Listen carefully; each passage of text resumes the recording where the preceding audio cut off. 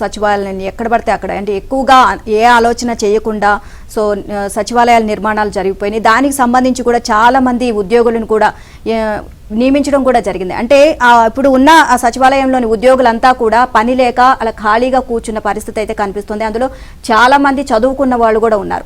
So ఇప్పుడు కూటమి ప్రభుత్వం వచ్చిన తర్వాత ఒక చక్కటి ఆలోచన అయితే చేస్తుంది.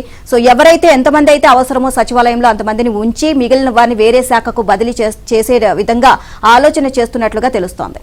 చూస్తే అనాలోచితంగా గ్రామ వార్డు సచివాలయాలను ఏర్పాటు చేసి ఇబ్బడి ముబ్బడిగా కార్యదర్శులను నియమించిన జగన్ ప్రభుత్వం వారికి సక్రమమైన జాబ్ చార్ట్ చూపించలేకపోయింది. దీంతో ఎక్కువ మంది ఉద్యోగులు పనులు లేక సచివాలయాల్లో గోళ్లు గిల్లుకుంటూ కూర్చుంటున్నారు. వారిలో ఎక్కువ మంది ఉన్నత చదువులు చదివిన వారే. వారి సేవలను విస్తృతంగా వాడుకునే అవకాశం ఉంది.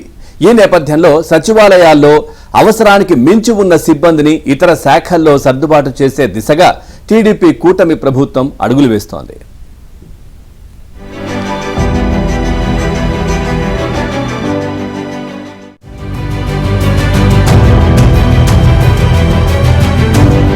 చాలా మంది సిబ్బందిని నియమించడంతో ఇప్పుడు వారందరూ కూడా చాలా మంది పనులు లేక ఖాళీగా కూర్చున్న పరిస్థితి.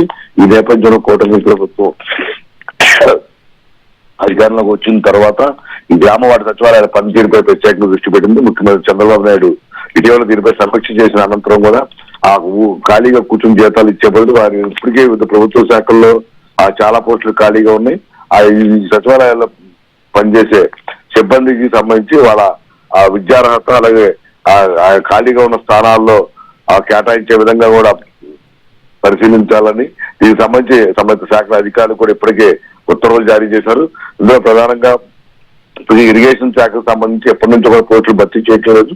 చాలా చోట్ల కూడా ఆ పని భారం కూడా పెరిగిపోవడంతో సిబ్బంది ఇబ్బంది పడుతున్న నేపథ్యంలో ముందుగా ఈ సచివాలయ సిబ్బందిని అక్కడ విద్యార్థులు కూడా దృష్టిలో ఉంచుకుని ఇరిగేషన్ ఏఈగా నియమించేందుకు దాదాపు 660 మంది ఇంజనీరింగ్ అసిస్టెంట్ గా నియమించేందుకు కూడా ఇప్పటికే ఆ కసరత్తు పూర్తి చేశారు. వారి త్వరలో పోస్టులు కూడా ఇచ్చే అవకాశం ఉంది. అలాగే పంచాయతీరాజ్ శాఖతో పాటు గ్రామీణ తాగునీటి విభాగంలో కూడా ఈ మరికొంతమందిని కేటాయించాలని కూడా ఇప్పటికే నిర్ణయించారు. దీనికి సంబంధించి త్వరలో ఉత్తర్వులు కూడా వెలువడే అవకాశం ఉంది.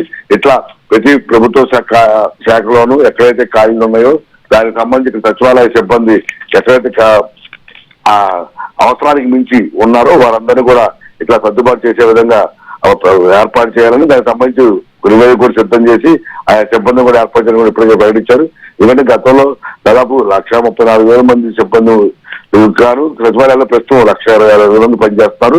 ప్రతి సచివాలయాలు కూడా 8 మంది పైగా ఉన్న నేపథ్యంలో దాదాపు కొన్ని చోట్ల 10 నుంచి 14 మంది కూడా ఉన్నారు. అది శాఖల వారీగా అప్పుడు నియమించినప్పుడు కూడా వాళ్ళందరూ కూడా అంత ఇవాళ క్షేత్రస్థాయిలో ఒక వార్డు స్థాయిలోనో ఒక పంచాయతీ పరిధిలోనో ప్రతి శాఖకు సంబంధించి అంతమంది అవసరం లేదనేది గతం నుంచి కూడా విమర్శలు వస్తున్నాయి. ఈ నేపథ్యంలో ఇటువంటి వాటిపై దృష్టి పెట్టిన చంద్రబాబు వెంటనే అక్కడ పరిమితికి ఎంతమంది అవసరమో వారిని మాత్రం వచ్చి మిగిలిన వారిని ఇతర శాఖలో భర్తీ చేస్తున్నారో ఇటు ప్రభుత్వానికి ప్రజలకు ఎంతవరకు మేలు జరుగుతుంది, తద్వారా వారి సేవలు కూడా ఉపయోగించుకోవచ్చు కూడా ముఖ్యమంత్రి భావిస్తున్నారు. Right, thank you Prasad.